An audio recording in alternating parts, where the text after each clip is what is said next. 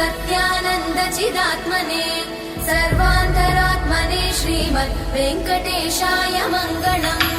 स्वतः सर्वविदे सर्वशक्तये सर्वशेषिने सुलभाय सुशीलाय वेङ्कटेशाय मङ्गलम्।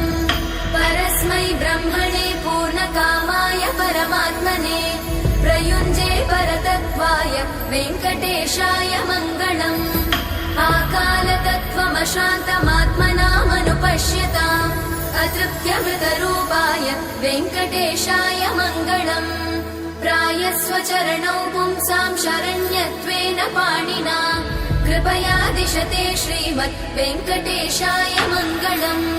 दयामृततरङ्गिण्यास्तरङ्गैरिव शीतलै अपाङ्गै सिञ्चते विश्वं वेङ्कटेशाय मङ्गलम्। स्रग्भूषाम्बर